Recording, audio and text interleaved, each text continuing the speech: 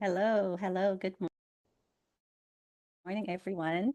This is Lawanda Banks. I am the Director of Learning and Innovation at Learning with Lawanda, and I am an entrepreneur, and I am also an author, a wife, a mother, pet owner. And I just want to welcome you all to day 1421. This is our second part of the homeschool versus traditional public school, key facts and personal reflections from yours truly. So I just wanted to welcome you all in here. And I'm looking forward to facilitating this discussion. And I hope that the viewers and participants get in on it and share their personal experiences or maybe even anecdotes from other stories from people who they know who's went through similar types of experiences, or who would like more information. I would like to be used as a resource for that. So if you guys want to get in and get comfortable, grab yourself a beverage if you like. If you want to notes, you can write down some notes if there might be something that you think is interesting or that you might want to follow up on. I do have some little giveaways today that I would like to offer up. So stick around so that we can see who gets the little things that I have to offer. I'm just glad that everyone is here today. And please share with your friends and let them know that we are in here and that we're going to have a very interesting and much needed discussion on education, homeschool versus public school. I've been a teacher and I've also homeschooled my kids, and I also work with homeschool students. So I would like to share some of that information today with you guys.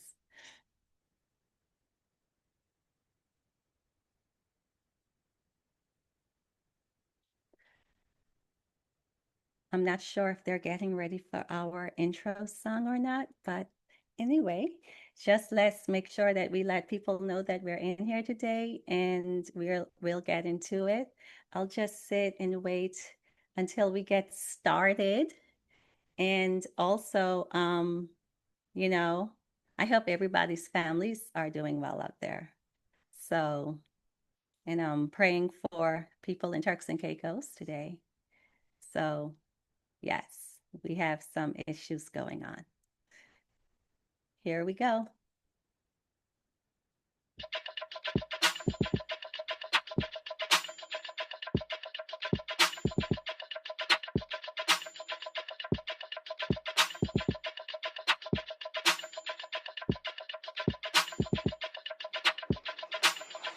Wake up, everybody.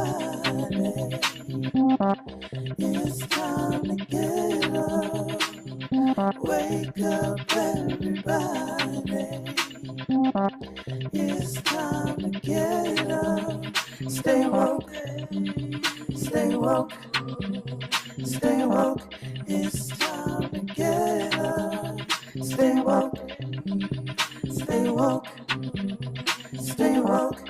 It's time to get up. We're healing, we're dealing, we're growing. Together, together, releasing. We're teaching, we're moving. Together, together, we're learning, discerning. We're striving. Together, together, we're leading, connecting, transforming. Together, together.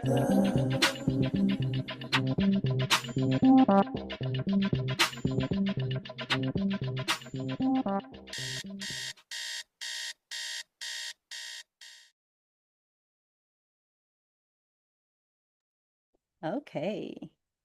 Hello, friends. I'm back for part two. Last time we had a very nice discussion. We didn't even get to finish our talk on homeschool versus public schooling, and people got in and started to share about their experiences being parents of homeschool kids or wanting to maybe possibly try it. So I just want to thank everybody who participated. last time in the discussion. And if you would like to jump in today and continue it, please do so. If you have friends who are considering possibilities of homeschooling or even didn't even know that this would be something that could fit into your life, it definitely can, especially if you work from home. That there is something that you can always consider, especially when you have support at your fingertips right now, as it goes with virtual support with tutors and all of that stuff. So yes, I am glad that everybody is in here this morning, and that God rose all of us up this morning. So thanks for coming in, and we can get started on our discussion with our first slide.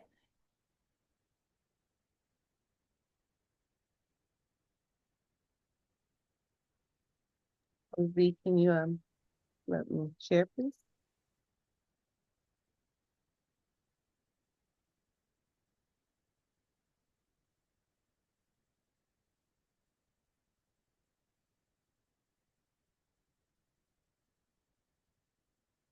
So I used my good friend ChatGPT to help me with the creative process with our slides today. So I do hope that you guys enjoy the imagery. These are supposed depictions of myself and my children here. And it says that homeschooling can serve as a safe space for children of trauma survivors, helping break generational cycles in a controlled, healing environment. This quote resonated with me personally, as I've went through some things in my personal life when I was in school, and having trauma in that nature where I was inappropriately touched by a teacher as a high school student. It caused a lot of trauma for me personally, and it made me want to ensure that my children would be protected at all times, even in their areas of education and their learning. I wanted to make sure that they had a safe space.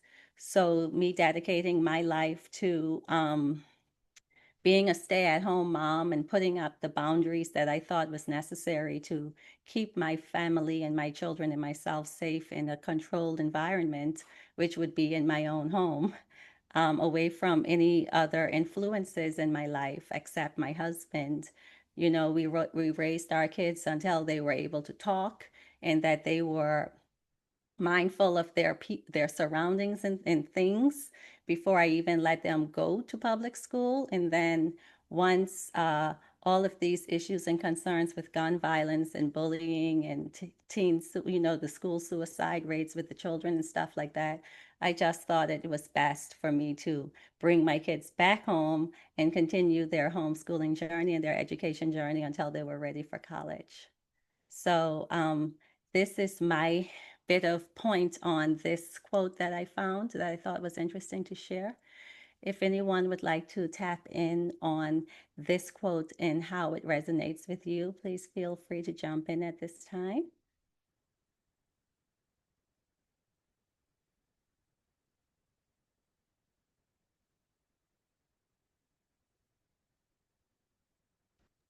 Okay, we Laura, can.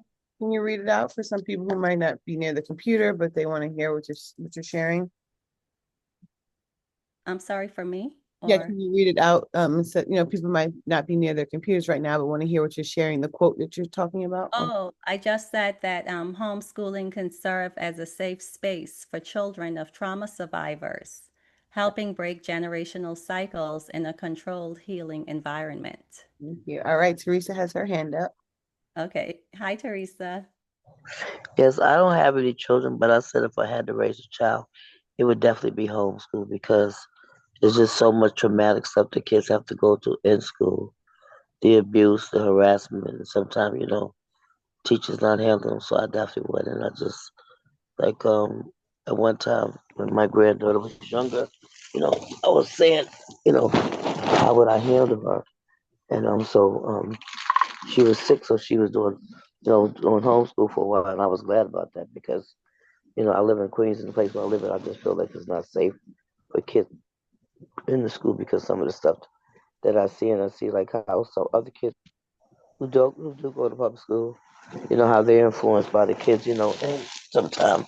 Like when we grew up, I mean, we still got in trouble, but like the parent had to know you had to, the child. My mother had to know who he was going, how, who else he was going to, who Hmm. the was, all this stuff. So sometimes none of these questions are really asked by the parents, and I think it was just that it's like this generation to me is like I'm gonna do it my way, but sometimes you gotta ask, and for other people who've done these things and learn. So sometimes it's just like but I want to do it my way, and that's it. And I feel like that's the main issue that people are not respecting people who know about these kind of things to help them. But eventually, I'm praying that they'll get it, and I'm complete.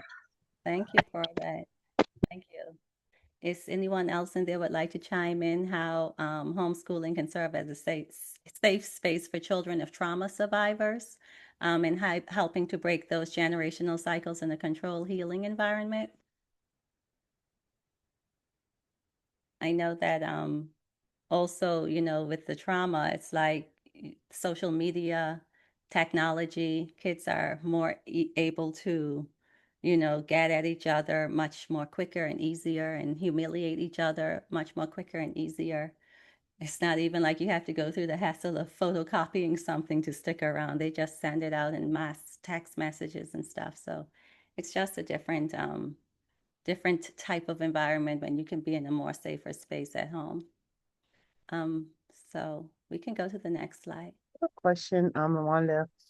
How does that work when maybe your abuser is in the home? When I was in school, when I was during COVID, I happened to be working in schools, and some of our students were home with their predator, with their predator or abuser, molester in the house, and everyone was home together. And how do you express that as a child that now I'm in school and I'm trying to focus, but the person who is victimizing me is in the home with me now? Like homeschooling became a thing because of COVID, right? Everyone was homeschooled by force in a sense. So how does a child articulate that? Well, the thing is, there are pros and cons to everything, first of Mm-hmm. all. Mm-hmm. So, the articulation, what happened is if the child have another adult person who they can safely talk to at that point. Mm-hmm. Because you're at home, it's not like you have a school counselor you can go to or anything like that. Right. I mean, um, it's just the same thing as if you have food insecurities. Children get to eat their 2 meals a day at the public school when they don't have any food at home. Mm-hmm. But then when COVID hit, that was a big concern for many of the districts and communities. Right. How are these food insecure people going to get that? So the school is a safe haven for many people, many children getting off the being able to go somewhere safe for a few hours from even child prostitution. Mm-hmm. So there are like all of these other things that public schools do serve and help with. But as it goes with an individual option, if you have not necessarily saying that there is dealing with abuse in the home, because Mm-hmm. that comes down to a child abuse in the home kind of circumstance, because a parent do have a right to homeschool their child with or without the abuse. Mm-hmm. Yeah. So that they're in that level. But for this quote, I'm talking more specific. If I was a person like for me, I survived trauma because I was molested when I was in high school. Mm-hmm. And because it was a teacher that did that to me, I felt a little more compelled to keep my children closer to me Mm-hmm.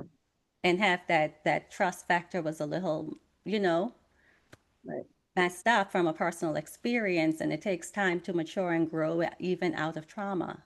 So the way that I handle or cleaved closer to mine because of things, because I probably was going through a period of time where I was going through reminder triggers, Mm-hmm. that maybe I did also a part of me wanting to make sure that they got the quality education was to also ensure that they don't experience any type of crazy trauma that could be prevented. I don't want my child to be in environments where people are speaking nasty sexual things to her. They Mm-hmm. do that in high schools, I or my son to be in a space where he's seeing people coming to be violent toward him and he's a calmer person. You understand? So it's like, why put them in those types of circumstances if it could be avoided? Mhm. Because socialization is something that I can always ensure that they get, and I don't need the public school for that, you Absolutely. know? So that's how I felt personally. Mhm. So this conversation, I'm sharing some of my personal tidbits, and I'm hoping that other people can get in on this discussion so that people can be a little more broader in their knowledge and understanding of what homeschool actually encapsulates and all of your rights and that you have as a parent to homeschool your kid. You don't have to put them in that type of circumstance if your circumstances can afford it. Mhm. Gotcha. Thank you. Yeah. And for me, what my share was, because like we've had children who during COVID reported that things were going on at home that were distractions because if your mom's boyfriend is there in the house and now you used to being at school for 8 hours and you don't have to worry about him being a distraction, but now you're at home, and how do they say, mom, this is going on? If mom doesn't believe me, there's no school team anymore to Right. report to, right? There's no foundation or community. So that was just something that I was thinking about, unless that child comes to us because Mhm. of the relationship. But again, we didn't have too many touch points with them during COVID. But if you're homeschooling them, is there a school, is there a team where the child can then communicate with them? And you might go into this later, but what that community now looks like because they're not in a school community physically anymore. I honestly haven't researched homeschooling as it goes with possible child abuse Mm-hmm, issues mm-hmm, because I think with child abuse, even if you have a young child who's being abused, mm-hmm, you know, people in the family kind of notice it. And mm-hmm. now it's down to the family to decide if they're going to speak out against the abuse, Right. report the person who's doing it. And a lot of times families turn the eye. They turn their head like they didn't see it. Right, exactly. And that's the hard part for the child. Like, I don't have anyone to advocate for me. Right. But there's Outside of social the. media, there's online now. Children know how to use the internet. Mhm. They know they know how to find help if they need it. It's just, is the child going to be brave enough to speak out? Because even in school, children are abused and they go there and they hide their bruises. Yeah. Hmm. So again, it's like if we're discussing specifically child abuse in the home school environment, Hmm. then that's basically child abuse in the home environment. Right. So that's just I think another layer that's can be discussed as maybe a negative to homeschooling, and Mhm. it can be a consideration as a negative to homeschooling because again, I said if it fits within you, because if a parent see that they're just straight annoyed that they have to even work with this child, why are you keeping them at home? Right. That too. Hmm. COVID was a special circumstance that people were forced to be home, and everybody knew that there were these pockets of kids and women and families when you have drug addicts, alcoholics, abusive people already in the home, and now you're stuck in the home with that. We knew that there was this cluster of people who were at risk. Right. Yeah. And you're So that's I think that's just a general thing in that. But when I'm talking about homeschool, I'm talking about families who have the wherewithal to work with their kids at home and who choose to keep their kids at home and give them another type of unique, enriching environment that they wouldn't have typically gotten if they were in the public school. It's more freedom and flexibilities. right. All right. Thanks, Alana. I think that's not the foundation for like today's session of where you're going and the direction that we're going, but also acknowledging the other side of things and what people might have concerns about if they do go the route of homeschooling. So thank you for Right. sharing. All right, let's go back into your slides. Okay, so trauma exposure in traditional schools. According to the National Traumatic Stress Network, nearly 78% of children report more than one traumatic experience before age 18. And this is in traditional schools. And then we can look at that word traumatic and say, what is traumatic to one person may not be traumatic to another person based on people's personalities. So um, I may feel traumatic or traumatized if somebody teased me about my body in front of people at school. That's traumatic. Somebody else may feel traumatized if a teacher berates them in front of everybody and they laugh and stuff. To them, that could be traumatic. Trauma could also be acts of violence, seeing two students fighting or a student fighting a teacher. I saw that in high school. And that was very traumatic for me, watching my teacher get attacked by a student and his parents. And then the other layer of trauma, like I said, with me being molested while I was in high school. So I had different types of traumatic experiences while I was in school that, in on the grounds I'm talking about, that I feel like I experienced for sure because I graduated high school at 16. So I surely experienced those things, I would count as a part of that 78%.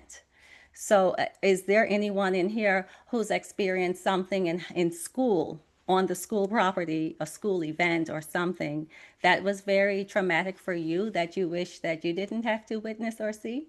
If anybody would like to jump in.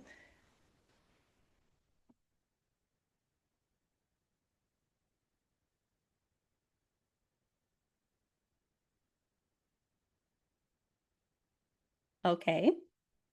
What about like the school shootings that's going on?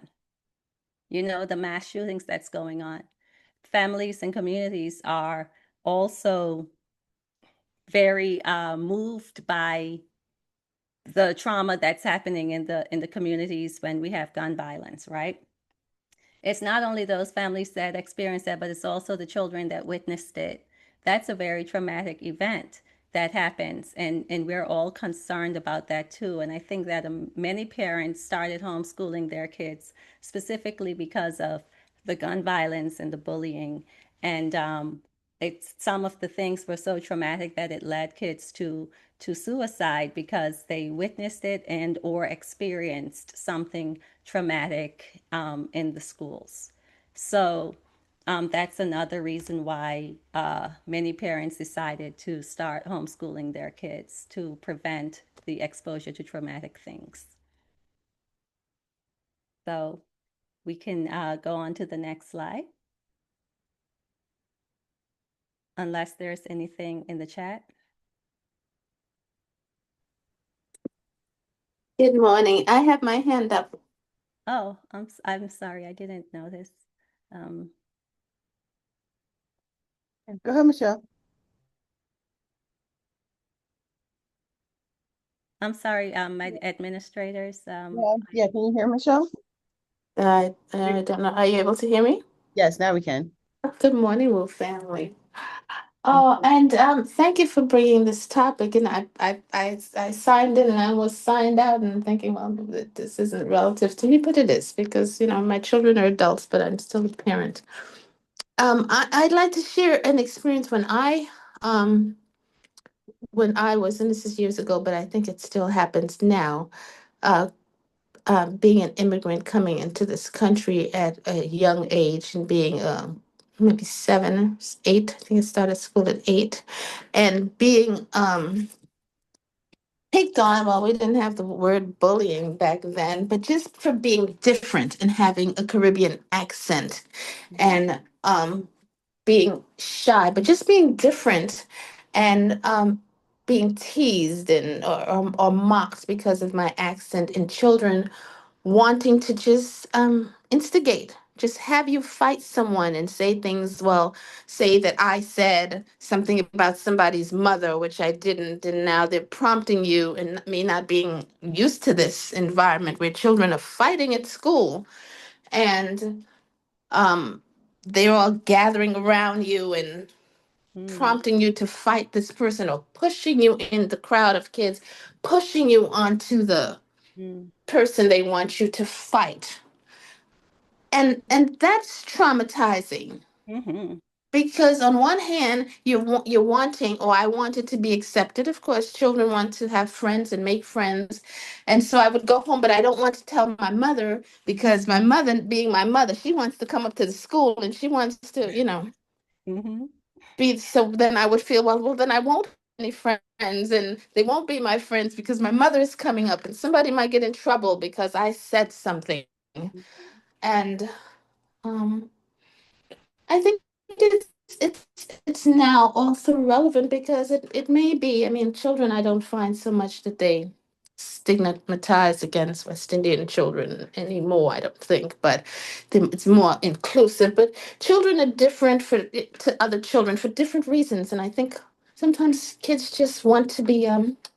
All kids just want to be loved and accepted, but you can have that going on in schools where people are instigating fights and causing separation and disruption and this sort of thing in a public school where that level of safety isn't there because the teachers can't be everywhere all the time and watching and protecting the kids. Right, So I'm complete. right. Thank you.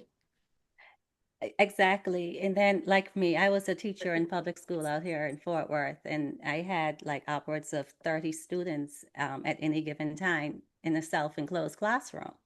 So I'm watching five different groups of upwards of 30 students.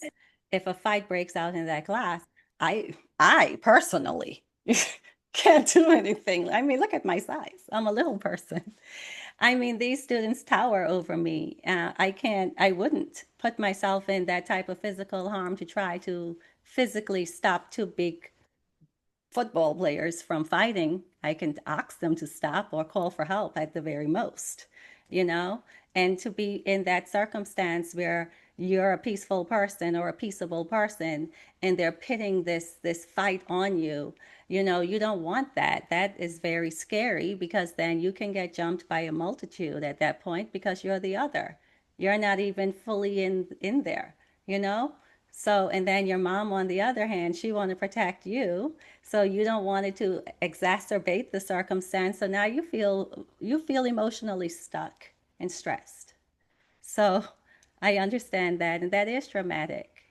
So if anyone else would like to share before we go, if anybody exposed to a traumatic event or experienced trauma while in school, if you would like to share on that. If you're a part of that percentage that we called off, I think it was 78%, that's a great number of students. If you had $78 out of 100, I think you would feel like a little rich kid back in the 1980s on Christmas. 78%, that's a high number of people who's been exposed to trauma. So is there anybody else in here that would like to share because that means some of us experienced it? Yeah, I will share that I've had my share of traumatizing experiences in school, just in general. And I'm pretty sure most of us have them, just maybe not sharing right now, of seeing bullying, even vicarious trauma, right? Seeing it and not being the actual victim, but exposed to it. Um, Seeing people get jumped in school, or just the the ways people were treated, or having to run home after school, or teachers being abused, verbally abused, and back and forth, or just the emotional abuse of teachers and how they can treat students sometimes and things like that. But you share that you as a teacher, that's also another thing. You come in trying to teach and you have to deal with the trauma that you're also witnessing as well, whether it's seeing your students in certain environments and wanting more for them or being a part of that. And when I was in schools, I worked in charter schools mainly in New York, and then transferred to Newark. And one time there was a dead body in the backyard in the schoolyard. Oh And my. that was traumatizing for me as an adult. And then you have to shield the students from things like that. And so you change up the schedule, no recess. Why isn't there recess? There's a dead body, but we can't tell you there is. Someone overdosed in the backyard. And it's like, this is your community, but the schoolyard is open to the community, right? And so this happened overnight, and the janitor found it, and that's traumatizing for the janitor. He's just taking out the trash, right? And so we become traumatized because of these environments as well as adults, and then we have to put on these faces and show the children at the same time and protect Right. well. So it's traumatic for everyone. Everybody, because if I experience trauma, my husband is going to get a piece of Right, that. Right, when you come When I come home. home and now I'm in this emotional state, and I explain to him if I'm a very vivid expression vocal Right. person, like, yo, and it Yes. was like, oh, and now he's seeing it, and he's feeling my energy, and now it's in his head, Absolutely. Yeah, and your kids you feel it, know? the whole house does, right? Right. Um, So, and trauma is such a broad thing. Like I said, it's very nuanced. It's like what mhm. well, this was more traumatic than that. No, trauma is trauma, man. It still Exactly. bugs me. I Mhm. can still see when the teacher got attacked. Right. That's why I wrote about it in my book, because it was one of those things that really stood out to me, and it influenced it impacted me rather in such a profound way Yeah. as a person who wanted to become a teacher, to Mhm. see a teacher be attacked like that. And then as a teacher, to see teachers Mhm. be attacked by parents, it's Right. like, wait, hold on. That too. Absolutely.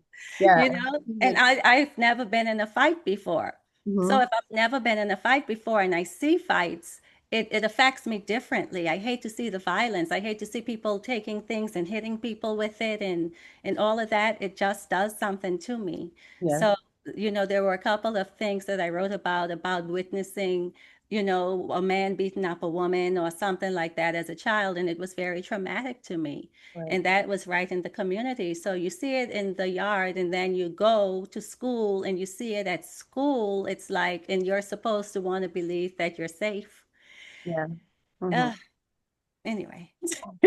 And again, like we prepared for those things when I was in school, like, lockdown, shelter, and stuff like that. But it wasn't until I was an adult in schools that I actually, when I worked in the Newark school, where we actually had shootings outside and we had to protect the children, and those things went into full effect. And that was traumatic for me as an adult. So I can only imagine what that was like for them as children.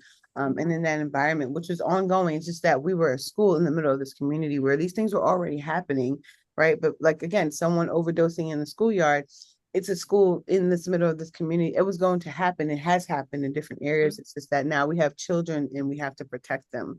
Mm-hmm. And Exactly. also shared that she went to a private school and had traumatic experiences. And it just goes to show just this in school, right? Or any type of social environment, there are going to be experiences that we have no matter what. But we've seen it more so in public schools and so low socioeconomic areas as well, where some of these traumatic situations happen. But Z, did you want to share about any of your experiences in private school?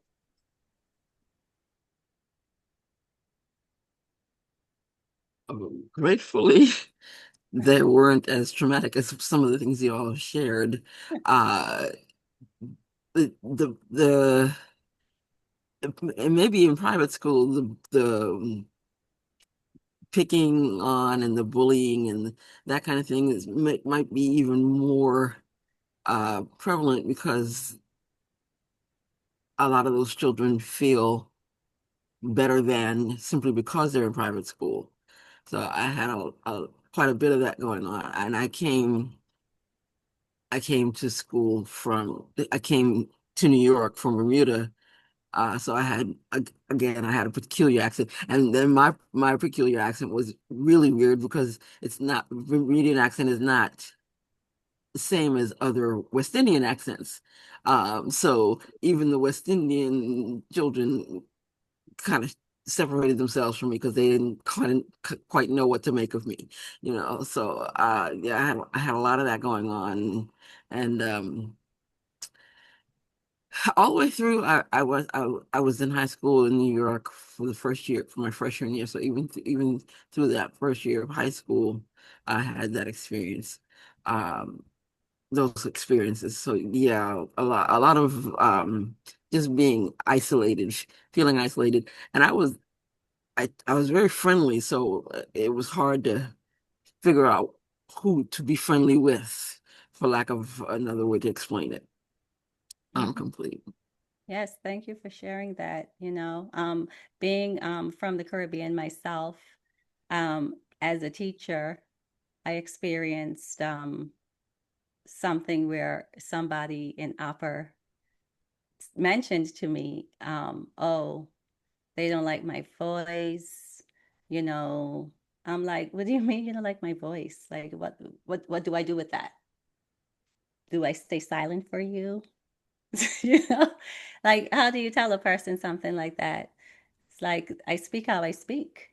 This is my accent. I'm not from here. I don't, even if I was in America, like, which American was I supposed to sound like? Like, who?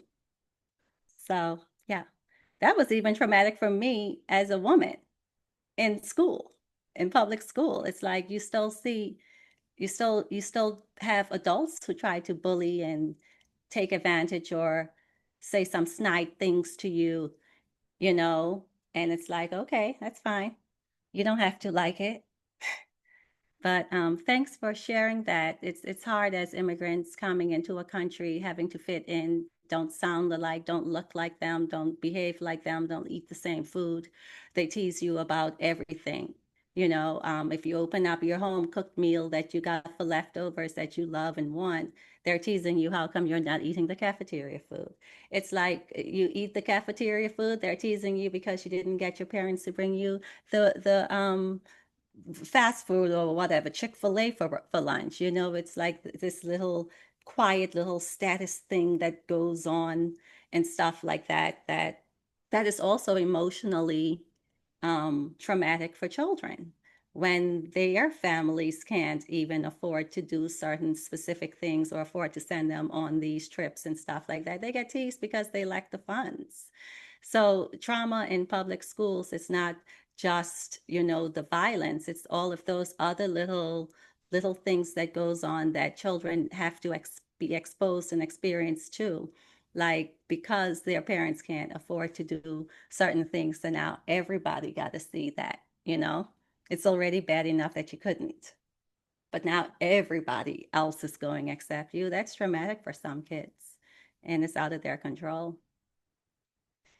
So if anyone else would like to share before we go to our next point. I would like to share just one thing quickly, please.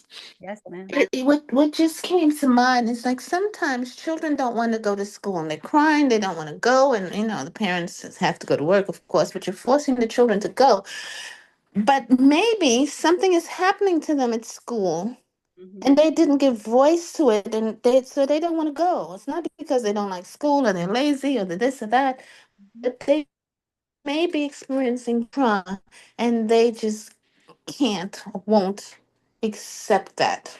Never thought of that before. Right. Thank you. Thank you. Exactly. Like my students personally, you can check my references. It's like 9 out of 10 kids more than likely do not want to go home. It's like the opposite effect with me because of the trauma and because I understand how children feel about an array of different things. I try to make sure that they're in a neutral, safe environment across the board with even if they get something wrong, it's okay. Let's figure it out. Even though if I see you're slacking off and you're not pushing yourself, you're going to get the other side of me where I'm going to push you and I'm not going to accept just giving up, but that there's a balance when you see that I am also concerned about how people speak to you, how I speak to you. I'm concerned about if you're happy, if you're getting to do the things that you want to do. I really consider the whole child and their whole experience, that they feel seen, they feel wanted, they feel encouraged, and all of that stuff. And when little children aren't getting that warmth and that type of exposure to the love and the support, because you really got to be able to show them that you truly do care about them on all these levels.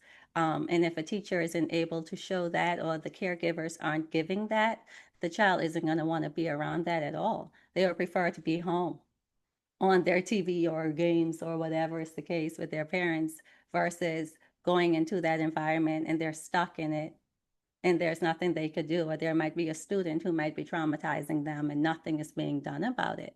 And they haven't even told the parents because they're just blowing it off. But to the student, this child keep calling them this name, it bothers them, and the teacher may just brush it off, you know?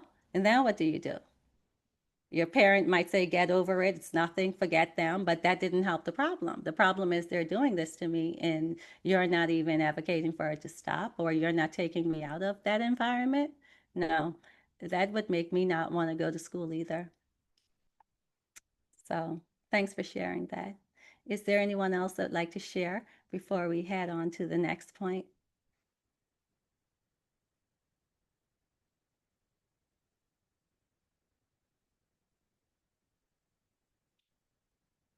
Okay, I guess we can go to the next point. Thank you all so far who's jumped in and shared your experiences with these points. You know, even just one person elaborating on the topic makes the conversation more solidified, because some people may not feel comfortable about sharing some of the things or their things that they went through. But I'm glad for those people who are open to exposing us to their information. So this here is a theme from my second book in the trilogy, A Seed from the Garden of Eve, A Tree Replanted. Peppa is the name that I was called as a child, so this is me. Peppa empowered herself as an educator and as a mother, broke generational cycles through intentional parenting, reclaiming her voice and ensuring her children felt heard, safe, and loved. So when I became a teacher, I wanted to first and foremost, when I knew I had my kids, I was like, I'm going to educate my children first and foremost. So from they were infants, I started teaching my children, and I taught them all the way up until they were in kindergarten. And at that point, I put them in public school.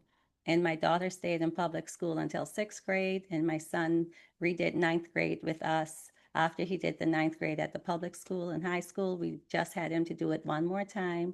And then he and both of them graduated under the tutelage program that my company runs. So I was able to have the experience to you know, break the cycle where for my whole life and all of my cousins and everybody went to public school. No one homeschooled their kids. It was just a thing that people do. You just go to the public school. So I think I might have been the first one in my family, and they can correct me if I'm wrong, but I think I may have been the first person in my family to break that regular cycle and try something different. And not everybody was in agreement. Some people thought that I should have let my kids continue or whatever is the case, but I was in control of their life. They're my kids, and I chose what I thought was best for them, my husband and I. So that was very intentional with what I did, and I also intentionally parented them where I scheduled them their social life, and I scheduled their time for study. I scheduled time for their personal time. So I just made sure that everything that I did encapsulating their lives, that it was kind of well-rounded. We exposed them to many things, museums. They got to travel. They get to go to see cool things in nature. So I just wanted them to know that the experience that I was giving them was unique in a sense. It's not like they're the only ones who do it, but not many people get the opportunity to be homeschooled. So they were able to experience public and homeschool, and overall, I think they both enjoyed the homeschool experience. So that was just a little personal piece that I wanted to input in here that was shared in my second book about me homeschooling my kids and why I went into it. Does anyone else have anybody in their family who broke that regular cycle of sending their kids to just regular school and they was like, you know what, I'm going to try this new approach? Is there anyone who did that or someone who might be considering doing that? I see Rachel's hand. Hi, good morning and blessings. Thank you for this conversation. So, what comes up for me and what's coming up for me is I have met a lot of young people that have been homeschooled, and I think it's super important, like what you shared, that you scheduled in their social life, right? And I think that there needs to be training, right, that's provided for the family members, because some of the youth that I have spoken with have developed social anxiety due to being homeschooled. So they weren't as interactive. Also with COVID that happened, there was a little bit of homeschooling happening, right, by force. And a lot of parents don't have the emotional intelligence to homeschool their children and do exactly what you're doing in an amazing way, um, because their patient doesn't allow it, right? So it creates different disorders or issues within those youth. And so my question would be to you, is this something that you just naturally did, or is it because your system is amazing, but it seems like it's a system that needs to be taught. If somebody is thinking about homeschooling their child, you just can't go and out homeschool. There has to be something in place to support you. And so that's my question to you.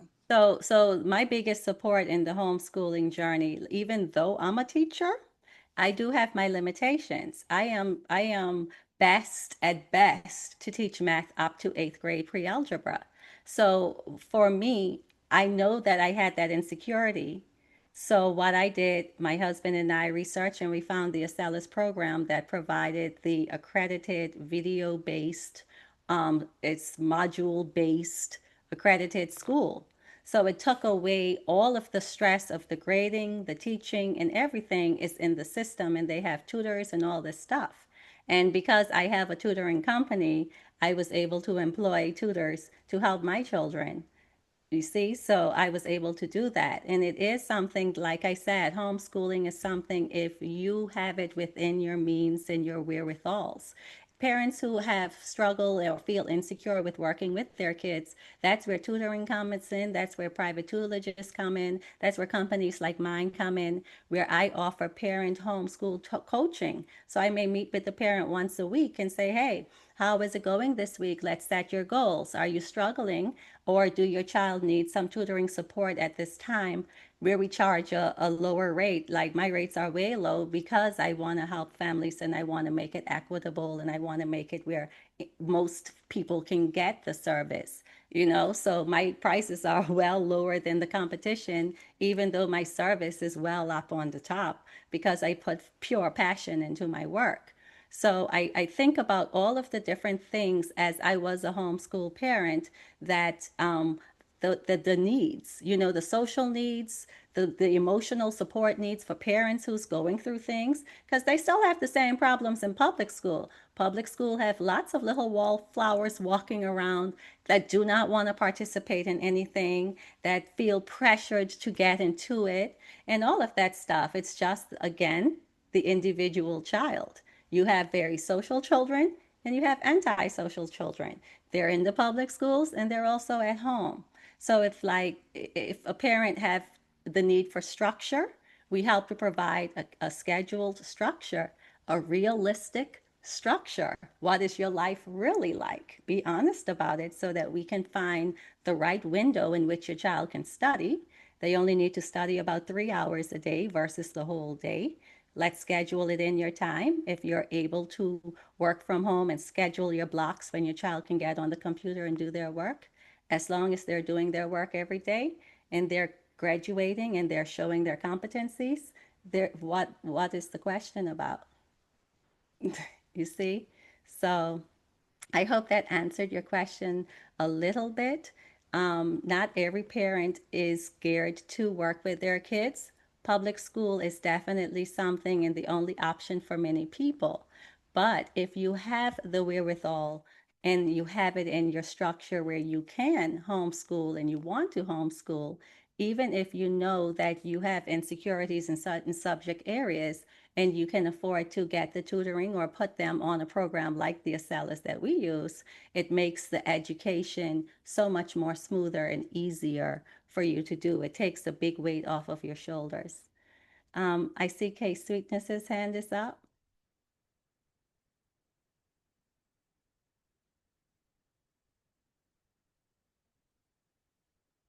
K Sweetness, is she? Oh, you looking for me? I'm Yeah, here. I see you up there. My eyes must be everywhere, but I'm still getting used to the technology. Okay. All right. So Grand Rising. Thank you. Thank you for all that you do. And yeah, teacher. Well, I am a teacher of sort. However, thank you for what you do, being around the young people and feeling them and help heal them and their parents. So what came up for me was my youngest son has a little boy, a precious little boy, and that he keeps him very close to him.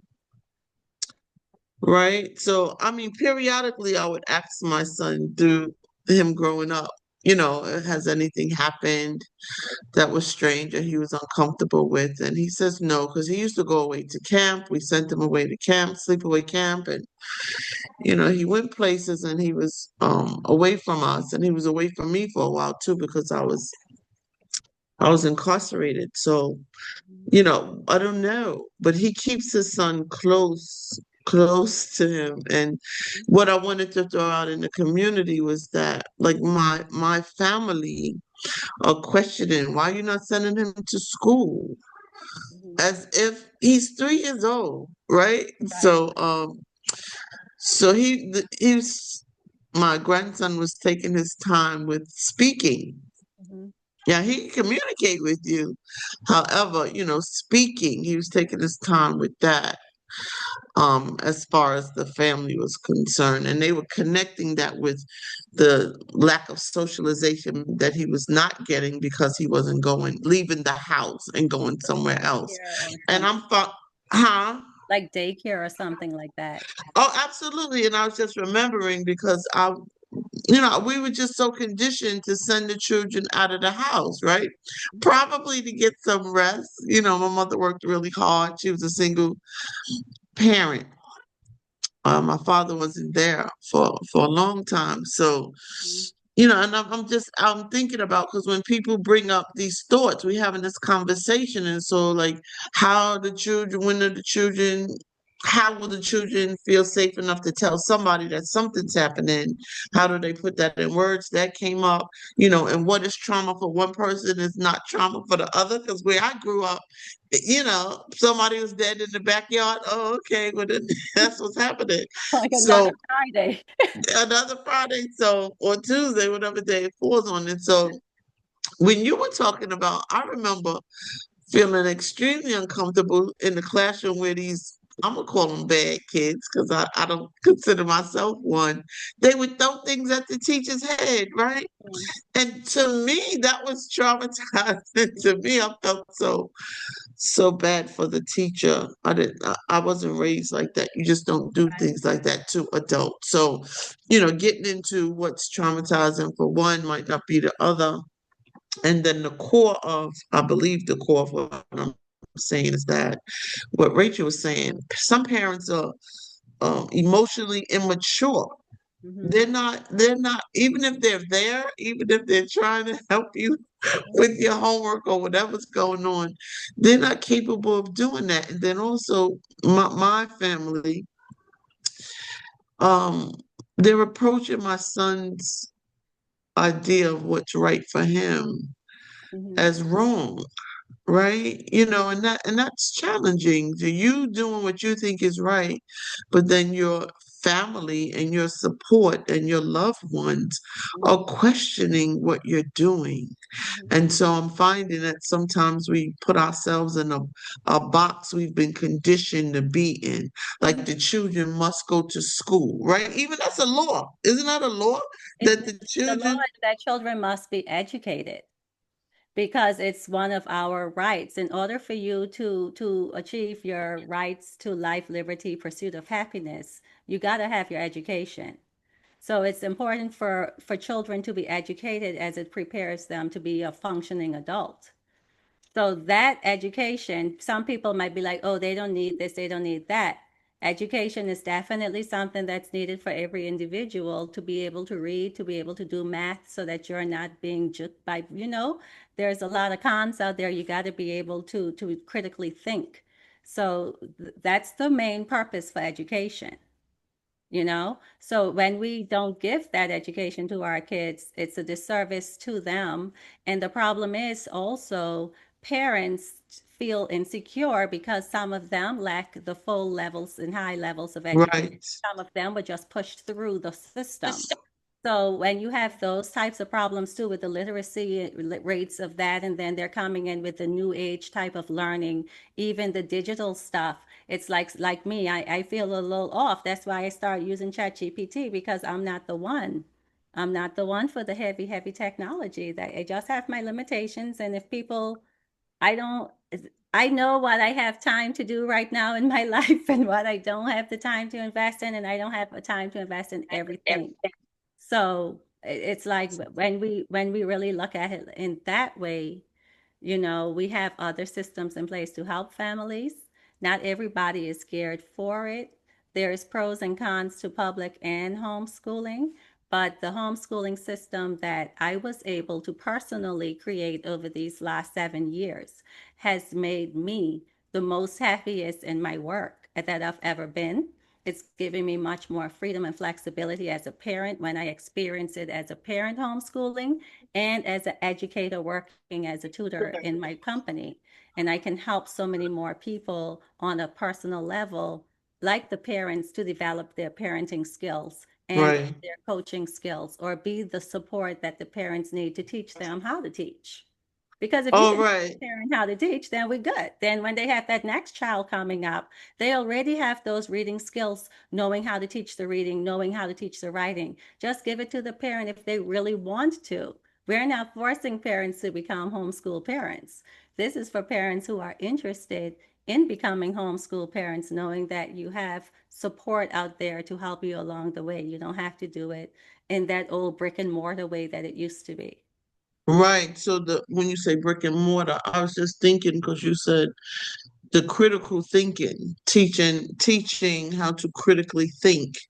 So I don't I'm not confident that that's what happens in the schools that are available, the public schools that are available to us. And I just now was reminded that my youngest son went to a Montessori school when he was young.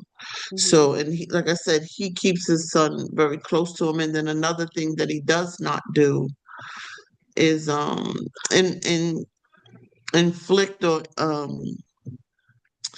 he doesn't teach him fear.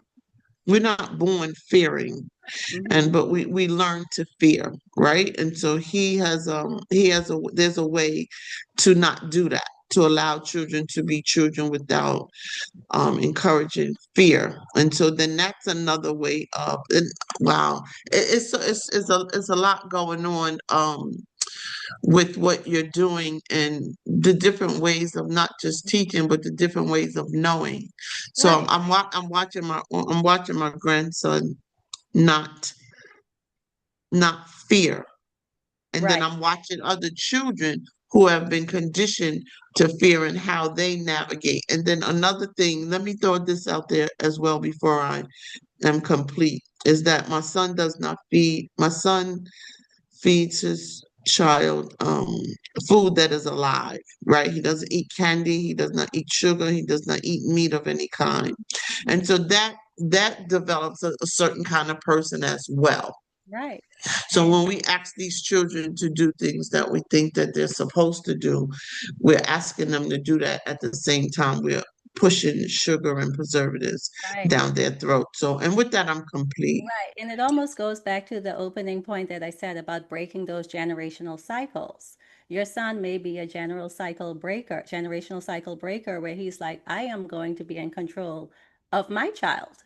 You guys had your children to be in control of. You chose that road. I'm choosing this road. I'm choosing to keep my young child safe and protected by being close to me. That doesn't necessarily mean that something had to have happened to him.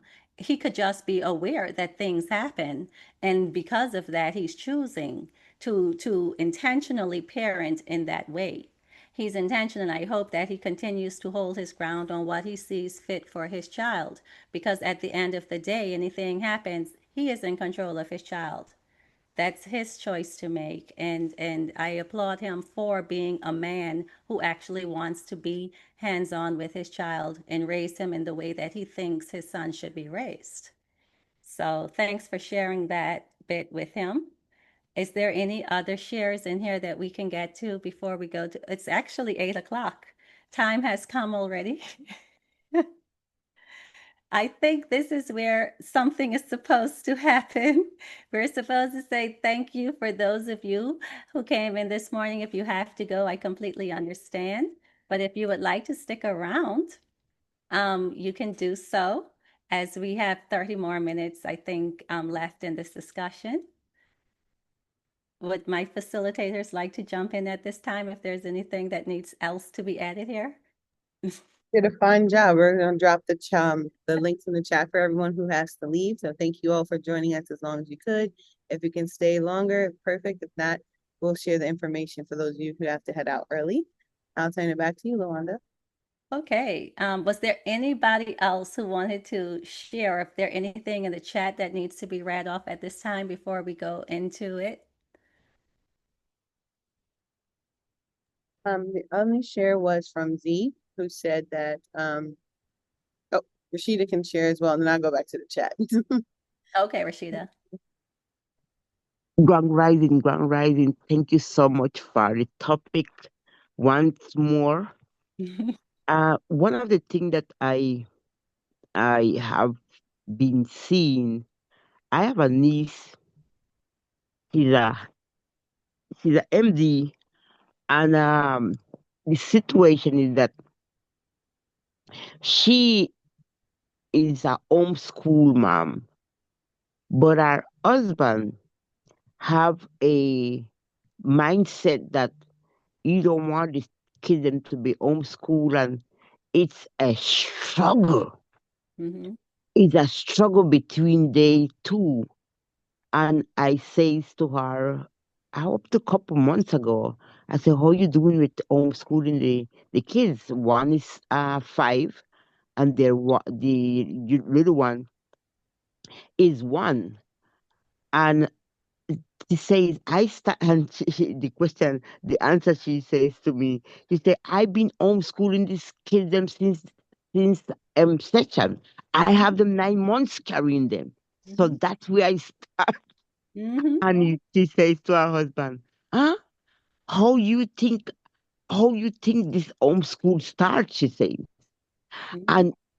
And also one is the homeschool struggle with him, and also vaccine. She don't vaccinate our kids. And it's one of those things that one day he said, oh no, I'm going to take over. Since you're homeschooling the kids, I'm going to take over the medical care. She Okay. says, what? She said, no, it goes together. The homeschooling and the medical care goes together. So when you's making these points and everyone make their point, cake sweetness, I'm telling you, I goes through like, wow, how we able to break the cycle. Mm-hmm. And why I say that is because I did not homeschool my son, but he was in a boarding school that homeschool. He went to Alabama.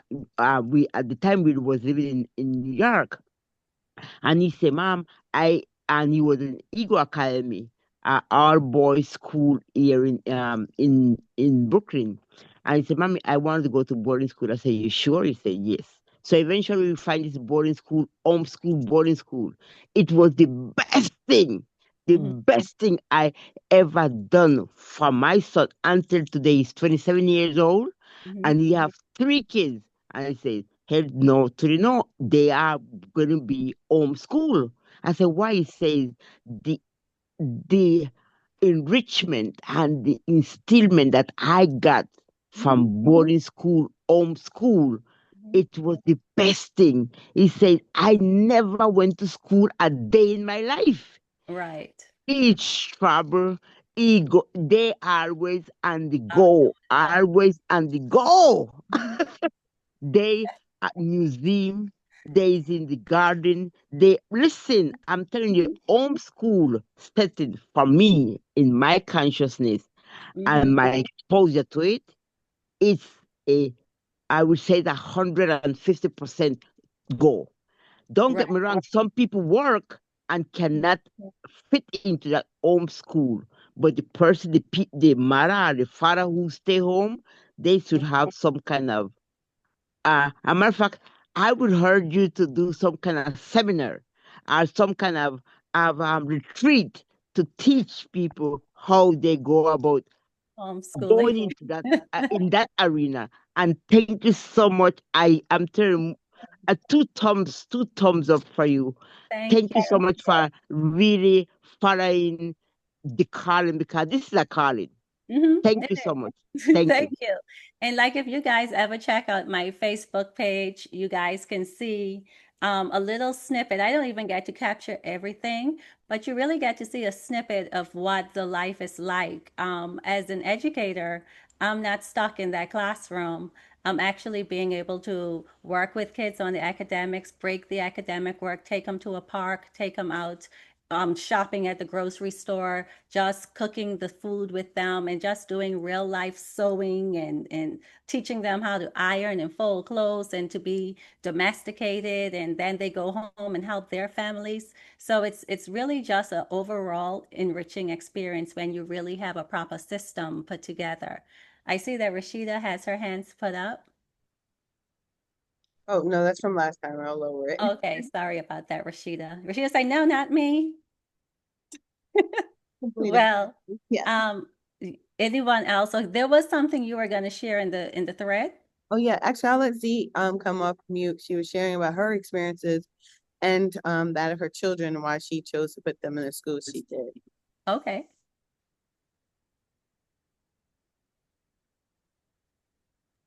Z, can you hear us? Pardon me. Copying over to Facebook. Got a little Okay. distracted. Yeah, I opted to put my oldest son went to Muslim school when he was first began his education, like in kindergarten and first grade, and um, and then when I moved to Georgia, I put him in in the public school there because I was learning the area and didn't know anything. So I put him in the public school, and that 1 year, the experiences he had weren't overly traumatic, but I just didn't feel like he was getting what he needed. Um, Gratefully, one of his teachers, actually from the school in New York, had moved to Georgia for several years before, and she had was homeschooling her children. So I talked to her that whole first year about opening it up to other parents who wanted that experience with their children, and she did. So after that first year, he and my other children ended up going to her homeschool. And then when I moved out of Georgia, I continued the homeschool journey, but more because I just the behavior of the children Mhm. outside of school.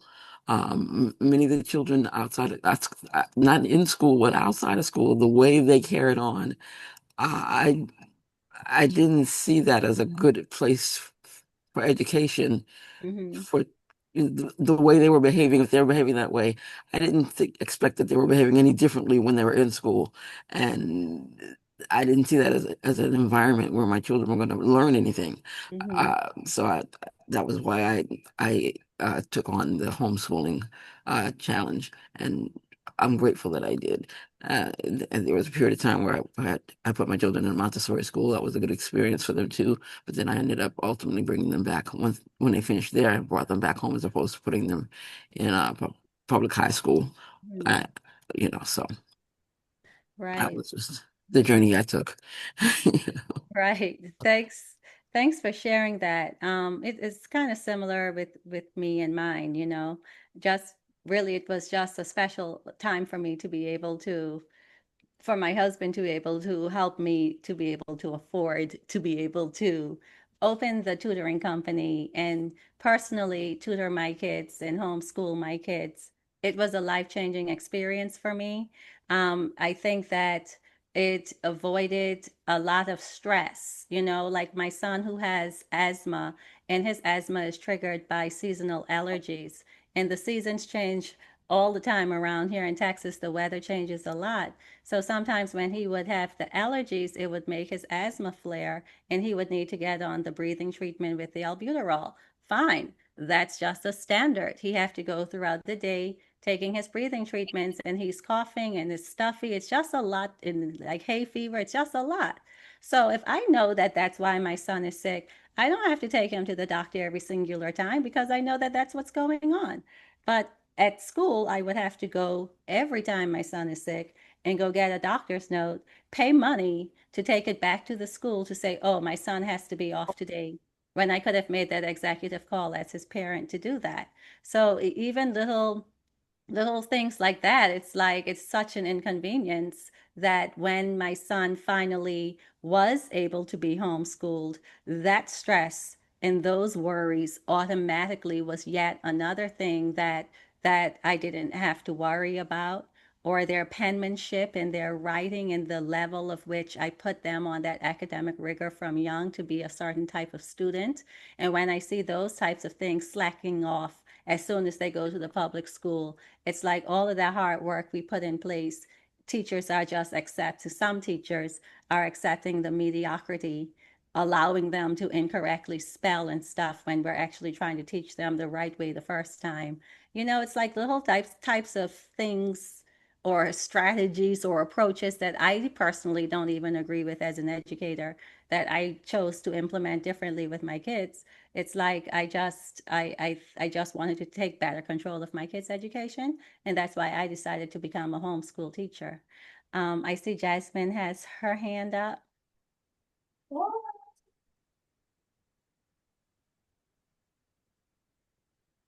Is Miss Jasmine sharing? Hi, yeah, I'm just trying to figure out how to unmute myself. Hello. Um, Sorry. I just wanted to say thank you for this.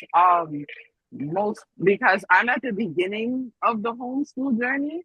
My son is 3.5, and I've been back and forth. And the main back and forth is not necessarily me, but other people. Mhm. And so this workshop and the testimonies have been giving me the confidence to um, continue being steadfast on what I want to do for my son. And I think one of the like main questions I have is like, do you know of any like resources or support for um I guess working parents? Because I I actually what like my main concern was the fact that I do work, and I don't foresee that changing anytime soon. Mhm. But I did connect with a young lady who works, well, one of my colleagues. She homeschools her kids, but she has a little bit more flexibility because she's an LPN.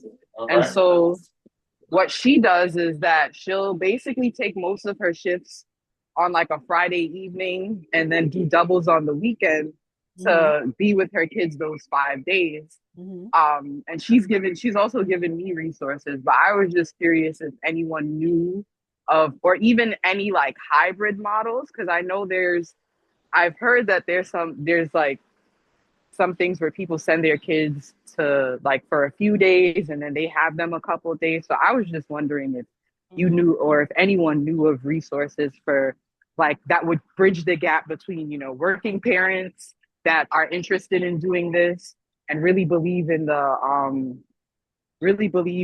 merit of homeschooling your children. Okay. I think it depends on how much money you make. This is very true. Let's just start with the funds. If you're working and you're able to afford a child caregiver or somebody, it could be someone you trust, like a college student, somebody who have a flexible schedule like that. It could be a retired person who don't mind making a few dollars. And the Mm, only thing they have to do is just make sure this kid gets online and watches their videos. When you get home from work, you can check their grades at the end of the day in the Acellus program specific that I'm talking about. This is only okay. about Acellus, and I do not make any money from Acellus Academy. This is a disclaimer. I'm just giving my personal experience. With the Acellus program, for instance, it takes all of the teaching out of your hands. You don't have to teach the child. The child watches the videos, they answer the questions, they go to the next thing, they do their exams. You can give them supplemental resources. Like I use the Abaca textbooks for the young learners, like up to third or fourth grade.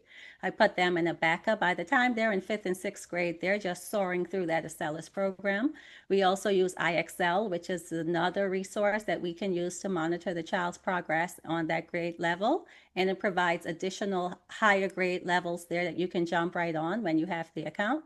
So there are some programs out there and other manipulatives and resources that a company like mine, like Learning with Lawanda, we parent and coach the parents and the child and the caregiver, everybody who is in that circle, with making sure that the child is going to be properly monitored. As long as they have a monitor to facilitate the learning at the time that the child has to do it, you may be able to get along with it that way, or work with your child in the evenings, because like I said, they only need 3 hours of work time each day. So if you do it that way, it's just a matter of where the child is going to be. So if you had someone to watch your child for the week or for the month, and you give them a monthly rate, and then within that they can even take them to the park, or stuff like that, like you would have like in a personal assistant kind of life. It can be something like that, or you may have a family member who they can go by to do their work and be at in the daytime when you're there, depending on your community that you have. So you can kind of look at it that way too, to help you if you are working a like regular 9 to 5 or 8 to 3. They can have a different, their schedule can almost match yours in that way.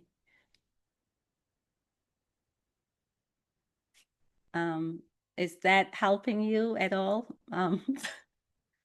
Just wondering if that qualifies or could apply to you in your life. Then you Yeah. Oh, mhm, sorry. Yeah, it was definitely helpful. Sorry, I was trying to unmute again because I'm outside. mhm. Um, yeah, but you definitely gave me some creative ideas. I'll most definitely lean on grandma because she's on this call. She encourages the journey, which I think is very helpful to have a family member in your corner that doesn't think what you're doing is so bizarre and so Right, far removed.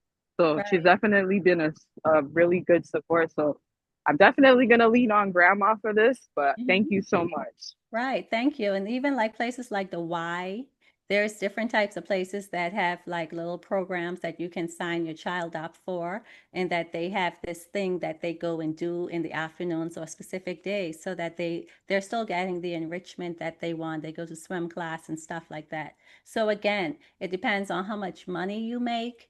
If you have the financial means. Acellus, they do offer a tuition program, which is like $80 a month, and you get access to 6 courses at a time. And with that $80, if you're only spending 80 and you can afford to spend 1,000 or 1,500 a month on your child, if you can, then you will be able to afford somebody to watch your kid during those blocks, plus maybe an extracurricular activity or two, depending on which one you choose. It could be an explorers club, it could be Boy Scouts or girls clubs, So you can just kind of mix it up like that, or use that money to take them out on excursions yourself on the weekends, and in the afternoons just schedule some personal time where you have with the child, so they're because they're at home, you don't have to think about the hours like it is in public school. Your child can start schoolwork at 12 o'clock in the afternoon. They don't have to start at 8 o'clock in the morning. So there's so many flexibilities that you can put into the child's life. So, they could sleep over by somebody and be there half the day. And when you come home, you can pick them up and then do things with them at that time. So it's so flexible when you have control with your child's life. Yes, Okay, thank you. okay, I see Laura's hand. Yes, Hey, Grand Rising, Grand Rising. good morning. Um, Lawanda, thank you so much this morning. Fully awake now. So I'll share my experience in the homeschooling community. As a matter of fact, I was watching Dr. Phil interviewing some parent who now call the homeschooling unschooling community. And what I noticed is that most of them said their children were afraid of school shootings. Mhm. Somewhat well, yes. That's why they were scared of going to public schools. Mhm.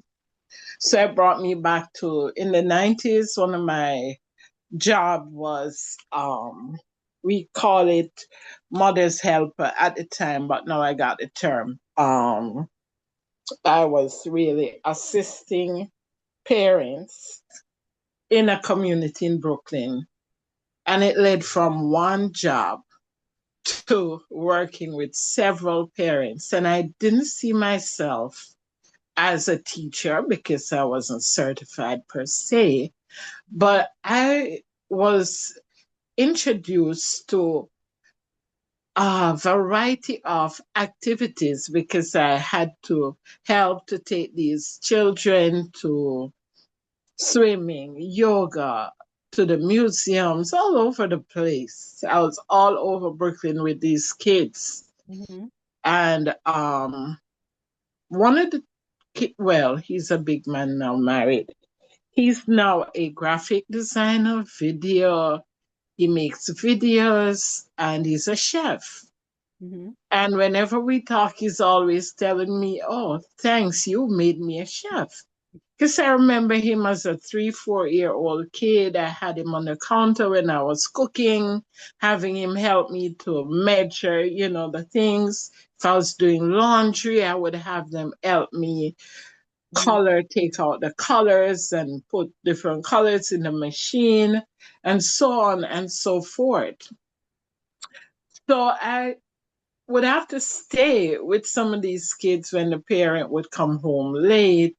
Mhm. And I remember the Columbine shooting. I remember going into one home.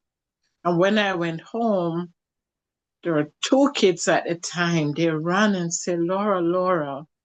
And they were telling me about the shooting. And I was like, wow. But at that time, I didn't know about, the impact of trauma, Mhm. collective trauma. Cause I was traumatized, and hearing them telling me about this thing. And I didn't call the mother. It was a mother at the time. I didn't call her at work to tell her. So when she got home and the kids rushed to tell her, she's like, "Oh, but why didn't you tell me?" Right. And so on and so forth. And it's like she was blaming me. And I'm like, I came home to hear this from your Same kids. thing, right? They Yeah. just getting the message again. Yeah. So It's that was how I start, well, part of my lesson on the impact, Mhm.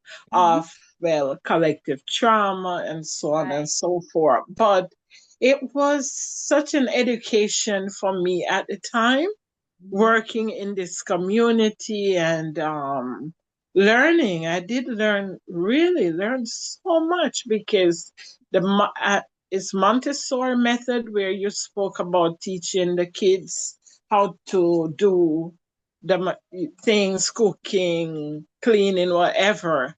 There was this one parent, she was a psychologist, Mhm. yeah, and she opened her home to have some of the kids come to her home Mhm. to learn these skills.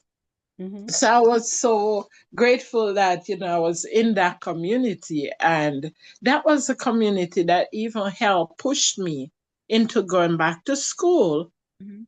And I got, of course, some of the parents are really mad with me. And then I'm like, wow, I get to, yes, Your like, purpose have been served. no, I'm not there to serve them. What about me? No, I have to start, Right. You've been inspired. Yes, yes. So I just Yeah. want to share that and the benefits I received also from working in that community. Mm. Thank you so much for your work. Thank you so much. Thanks for sharing that. I just think about when they had the Sandy Hook shooting, how it shook me. I'm here in Mansfield, Texas, but I'm shook. I'm actually Arlington at the time, but I was shook from Sandy Hook because my kids were in the same grades of the kids that were massacred, and it was such a random thing in the suburbs right here in America, and you don't expect it. And that just it traumatized me. I cried, I grieved, and I just felt bad for the little children who witnessed it, for the parents who had to go through that.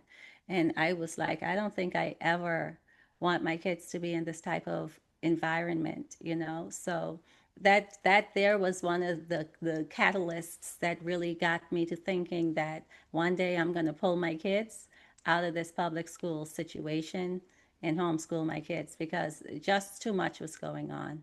So, and then seeing the little young children who commit suicide because of bullying and stuff like that, I'm like, you know what? Not mine.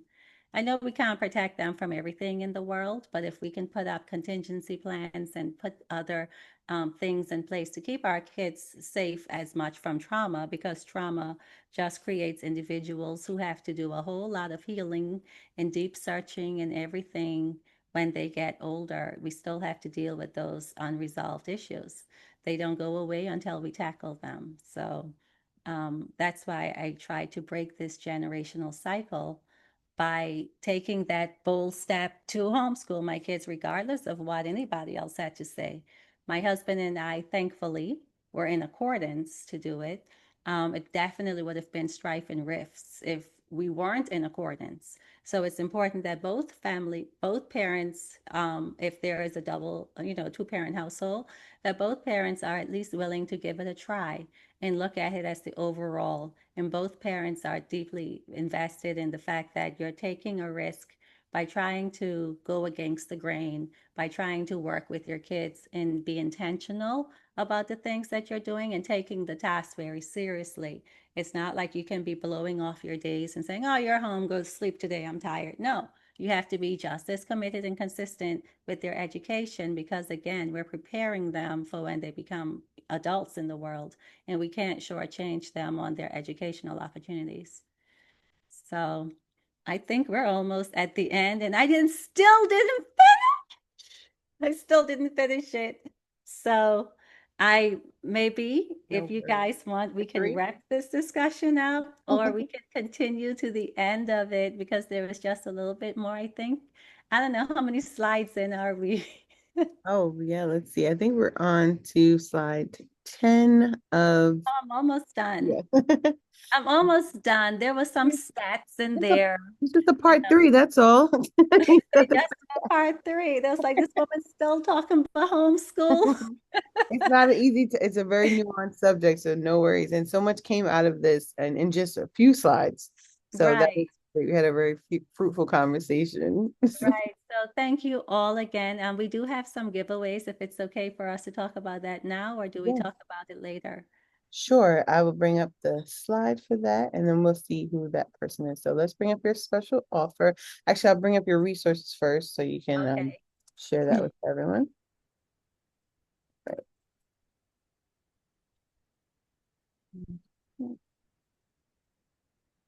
One second.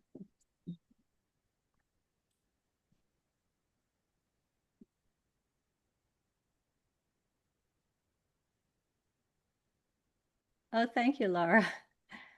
Say all of her business is in here. Oh, Okay. hold on one second. This side. Oh, this was was this almost the last slide? Oh, Okay. wait, no, we had a few more. Hold on. Where is it? Hold on, let me see.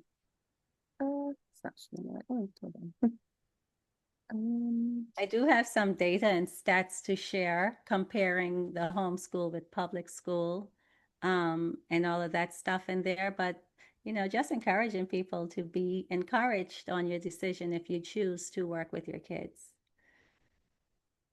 These are my to-dos at this time.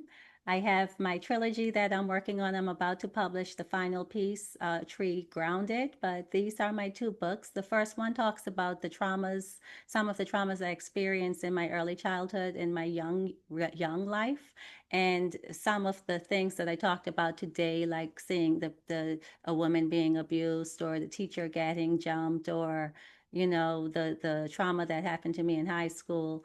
All of that is covered in the first book.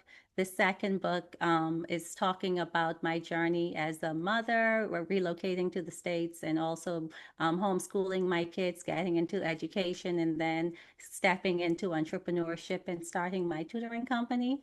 So that's all covered in the second book. And all of this here, with my tutoring company, my educational services is so much more than tutoring. It's so much more that now it's called Learning with Lawanda.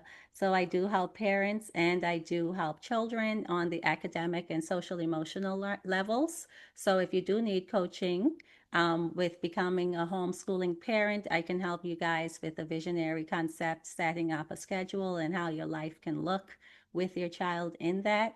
We do online services and also in-person coaching. So you can also donate if you would like to give to a cause. Our prices, like I said, we do not get any government assistance or anything. This is just a passion project that I do for my personal self with my family and a few assistants. But any type of donations help towards the programs, equipment, to just keep the service going. You can donate on learningwithlawanda.com or check out our multitude of service options from infant tutoring all the way up to helping your kids graduate high school. We also help international students achieve a US based education that can help with the transition over when if they were to come out here for college and university, getting exposure to that American history and the math that they do and topics that's more American-ish. They can do that through the Acellus program with our tutoring and guidance. So if you get in there, you'll see about all of our programs that we offer with Learning with Lawanda, and you can get a copy of these books on Amazon or really anywhere where books are sold online. You should be able to find the copies of the books if you're interested. And the last one is coming out soon, so you can guys can look out for that too coming up. Wow, you got a lot of things on the horizon. Lots of Lawanda. things. Yes. Even a book about my dogs. Yes. Oh, The beautiful. children's book. This is more for adults.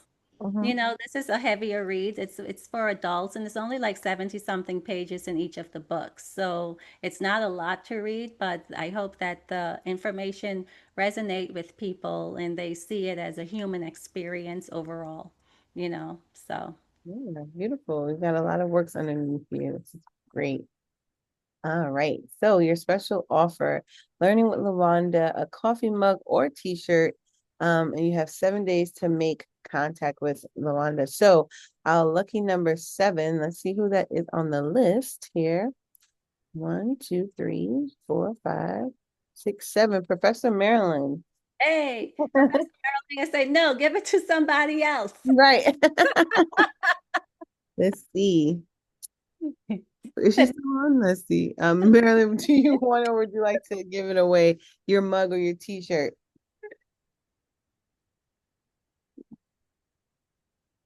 So Marilyn, do you want the t-shirt or the mug? Do you want to say, hey, Lawanda?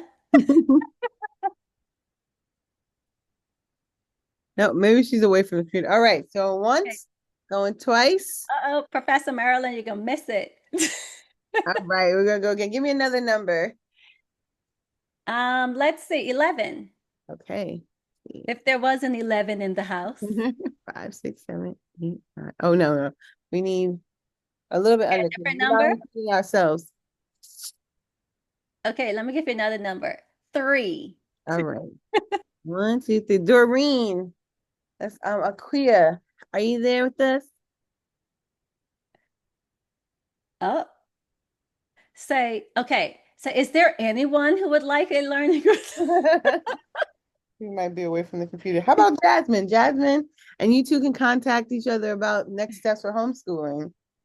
She had questions about her 3-year-old, and you all can connect that I have later. some dynamic information for the little Absolutely. Yes, absolutely. Thank you Okay. so much. All right. so I could send you the t-shirt and the tutoring. One go. Oh, look at Perfect. that. Perfect. What a blessed day. Yes. Thank Good job. you. And Jasmine, who's grandma on the line? Miss Andrea Fisher. I don't know if she's still on the call Oh, right yes, now, she but is. Hey, Andrea. yeah, she was she sent me the link. She's like, hop on, hurry up. Beautiful. Thank you. She's Well, one of our thank you. If avid viewers. just Thank if you, you thank if you you so want much. me to just Grandma is here. Yes, I Yes. am. Oh, All see? right. Great morning and grand Good rising, Wu morning. family. Thank you, Andrea. She's always on it. Thank you for sharing. Look at that. What a resource. And now you two will be able to connect and you get a coffee mug or t-shirt of your choice. Yes, and if you want, you can just go into learningwithlawanda.com and just schedule the appointment. And then we can meet on Zoom and we Okay. can decide when is a good fit for you for the session. And it can be the tutoring session will actually be the parent coaching session.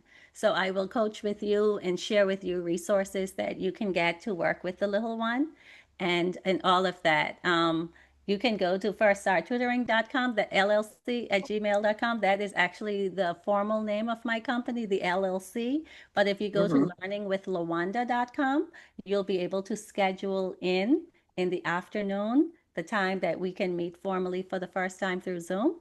And then we can pick your needs. We can talk about how, if, and when, and get everything together for that free session for you. Okay. Thank you so much. I'm excited. I'm really looking Thanks. forward to it. All right. Yes. The info is in the chat so you can copy and paste it from there, okay? Okay. Thank All you. right. And Thank it's on you. the screen as well. So, Luana, how can we stay in contact with you?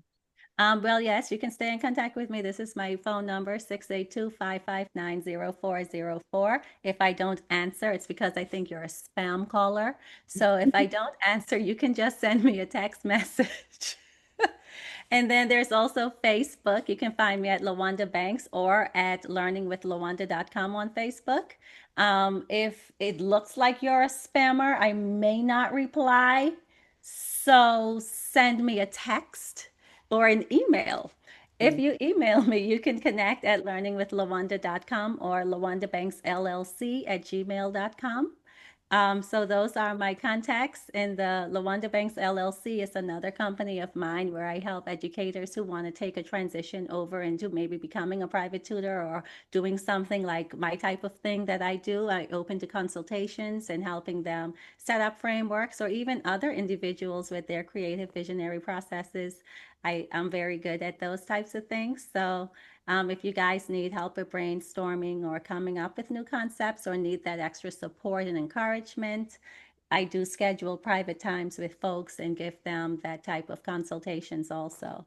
So you can just email me in these different types of realms if you would like. And if, of course, again, if you would like to donate, please do so on our website at learningwithlawanda.com. Wonderful. Thank you. All right. And speaking of donations, we want to make sure that everyone knows that you can send love offerings and donations to Spirit of a Woman via Cash App or Zelle QuickPay so that we can continue conversations like this. Bringing on amazing facilitators like Lawanda who share from different points of views, different areas of expertise and topics that we all might need or not know that we need, right? And then you can call your people on the lines. Like I called a few people up, like, hey, I know you're interested in homeschooling. I don't know about it, but Lawanda does, so hop on, right? So Right. we continue to have this platform of spaces where we can have conversations and bring other people in because we know they need the resources. So we do that by way of having Zoom, paying for e-blasts, text messages, things like that. So we want to keep that going. And we do that by way of love offerings that come in from the community. So please continue to share your love offerings on a daily basis as we share these links with you all. And that will also be dropped into the chat. And you can also do so on a monthly automated basis where you're sending in 25, 50, 75, $100, whatever you want to the Woo community on a monthly basis to keep things going, to keep operations going and the systems that we have in place so that we can have a smooth session Sundays through Thursdays. All right, and up next we have Z.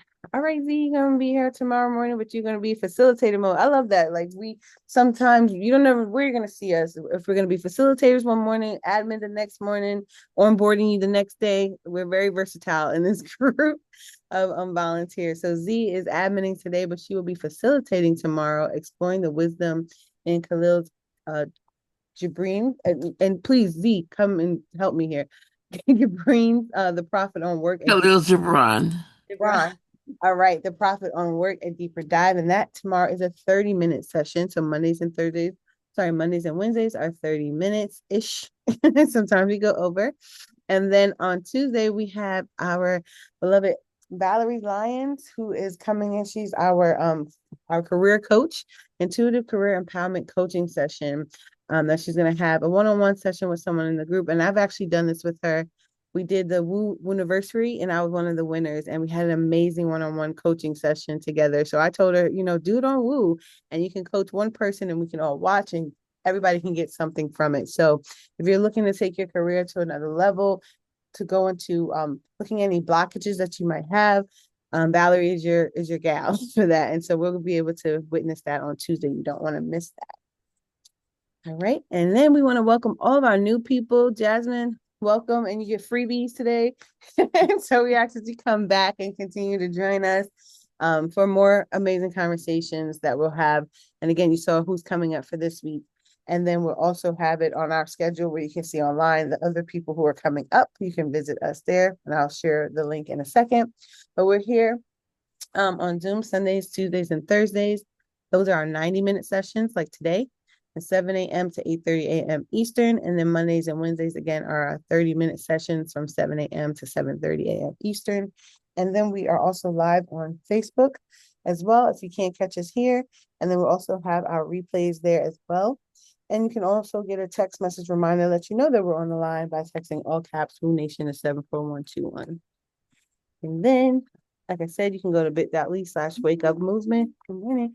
And see the lineup for the week and register. We also have our Facebook page and our group. So remember, there's two different parts. So we have a Facebook page and we have a Facebook group. So make sure you're a part of both of them. And that those links are in the chat as well, so you can catch the replays. Then we are also on Instagram. You can catch our replays on YouTube, and we are archiving going back 5 years, making sure we upload those videos so you can see from where we started and where we are now. And then we also have our email at info.wakeupseries@gmail.com, where you can reach out if you have any questions, comments, or concerns. So I'm going to stop sharing right now, and I'm going to unmute everyone so that we can give Lawanda her well-deserved love shower for today's amazing session. And thank you so much, Lawanda. Let me see. You guys for having me here. Thank you, beloved. Thank you, thank you, thank you, thank you, thank you. Thank you. Thank you, Lawanda. Thank you for all your perspective. Thank you for these beautiful illustrations. Thank you, Lawanda. Yes, your chat Thank you. GPT's beautiful. Thank you. My chat. Thank you. Thank you, Teacher Lawanda. Thank you, Teach. Right. Thank you. Thank you. Okay. Right. Thank